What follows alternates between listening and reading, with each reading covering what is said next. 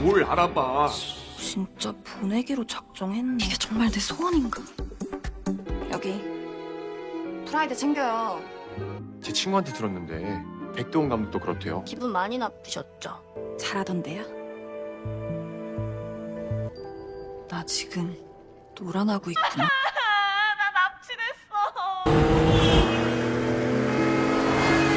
Kali ini Minette akan membahas drama Korea yang berjudul Dreaming of Freaking Fairy Tale. Tanpa berlama lagi, episode 6, Markyu, mari kita review. Jerim harus menelan pil pahit karena rencana untuk mengetahui Chamin menyukainya atau tidak gagal. Ketika ia mulai mendekatkan diri pada Chamin, Chamin malah mendorongnya. Jerim pun sedikit kecewa. Namun sebenarnya Chamin pun mati-matian untuk bisa menjauhkan tubuh Jerim dari dirinya. Dan untuk pertemuan dengan Baek Do-hong, Chamin mengajak Jerim ke butik. Sebetulnya Jerim sudah tidak antusias bertemu dengan Baek Do-hong dan kecewa lagi karena ternyata Chamin sebegitu niatnya mempersiapkan Jerim untuk bertemu dengan Do-hong. Jerim dibelikan banyak sekali pakaian mewah karena Chamin sudah berjanji untuk menjadi ibu peri bagi Jerim dengan kekuatannya, yaitu money. Dan tibalah waktunya, Jerim mendatangi studio Do-hong. Do-hong begitu sangat perhatian dan seolah memang sedang merayu Jerim.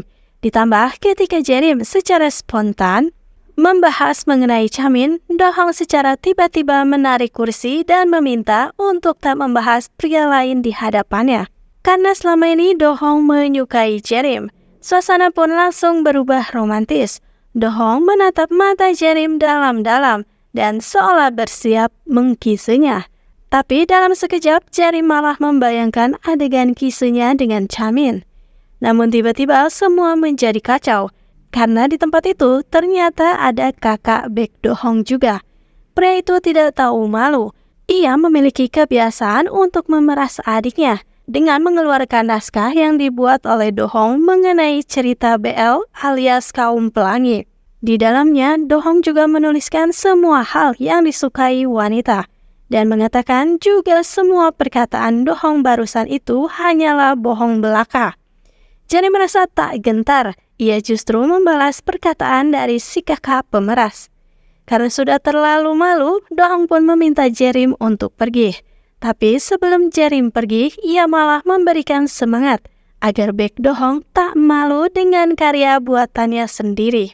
Do-hong pun berpikir semalaman dengan perkataan Jerim itu, hingga akhirnya ia menyimpan buku merah cerita BL-nya di tempat yang seharusnya. Sedangkan ibu peri Chamin heboh sendiri karena Jerim hari ini akan ke rumah Do-hong.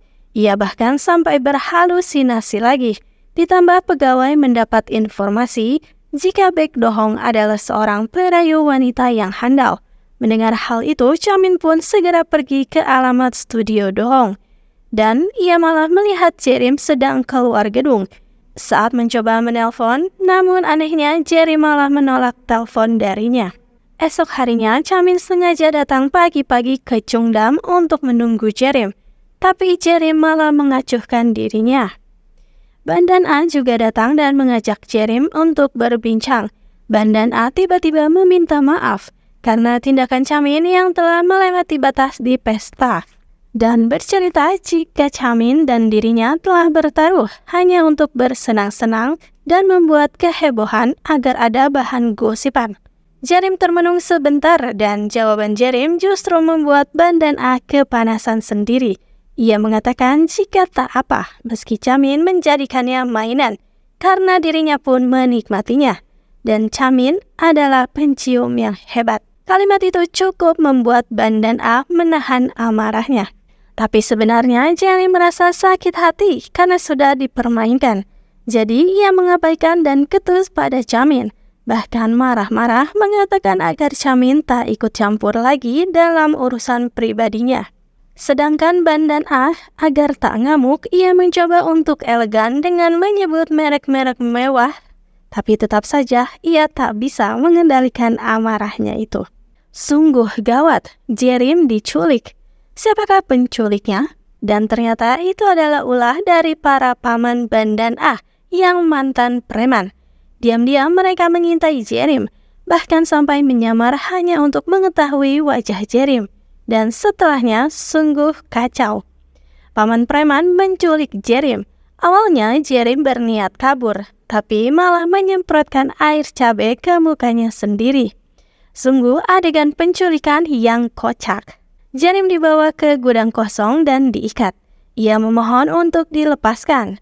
Namun di tengah adegan penculikan itu, bisa-bisanya para preman malah memutuskan untuk pergi makan dulu. Jadilah Jerim kini sendirian di gudang itu.